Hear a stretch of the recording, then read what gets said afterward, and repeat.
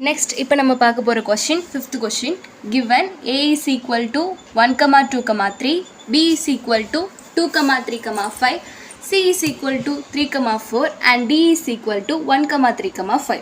Check if A intersection C cross product B intersection D is equal to A cross B intersection C cross D. இப்போ A கொடுத்துருக்காங்க, B கொடுத்துருக்காங்க, C கொடுத்துருக்காங்க, D கொடுத்துருக்காங்க. இப்போ LHSும் RHSும் ஈக்குவலாக இருக்காங்கிறத நம்ம கண்டுபிடிக்கணும். இப்போ சொல்யூஷன் எழுதலாம்.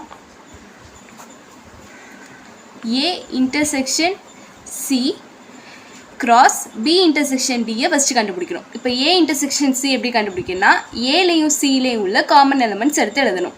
இப்போ A எழுதியாச்சு, இன்டர்செக்ஷன் C எழுதியாச்சு. இப்போ இதில் உள்ள common element 3.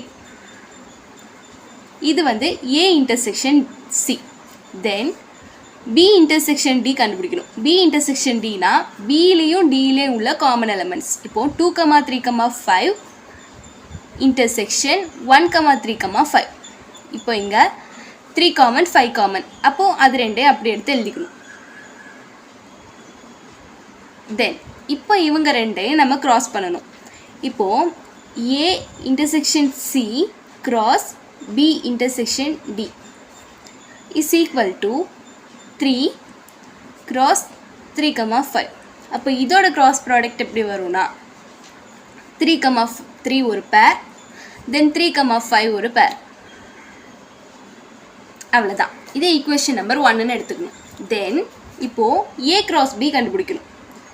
A cross B intersection C cross Dன்னு நம்ம எழுதணும். அதுக்கு ஃபஸ்ட்டு A cross B கண்டுபிடிக்கணும். A cross B னா Aயும் Bயும் cross product பண்ணணும். இப்போ இதுக்கு cross product எடுத்தால் நமக்கு ஆன்சர் 1, 2 ஒரு பேர், 1, 3 ஒரு பேர், 1, 5 ஒரு பேர், தென் 2, 2 ஒரு பேர், 2, 3 ஒரு பேர், 2, 5 ஒரு பேர், தென் 3, 2 ஒரு பேர், 3, 3 ஒரு பேர், 3, 5 ஒரு பேர். அதுக்கப்புறம் C cross D எடுக்கணும். C cross D is equal to இப்போ Cயும் Dயும் எழுதி அதோட cross product கண்டுபிடிக்கணும். 1, 3, 5. தென் 3, 1 ஒரு ஆர்டர் பேர், 3, 3, 3, 5, 4, 1, 4, 3, 4, 5. அவ்வளோதான். இப்போது இதில் உள்ள காமன் எலமெண்ட்ஸ், அதாவது இன்டர்செக்ஷன் எடுக்கணும். இப்போ இந்த இடத்துல எனக்கு எதெல்லாம் காமனாக வருதுன்னா 3, 3 எனக்கு காமன். அப்போது A intersection B, sorry A cross B intersection C cross D ஓட ஆன்சர் எனக்கு 3, 3,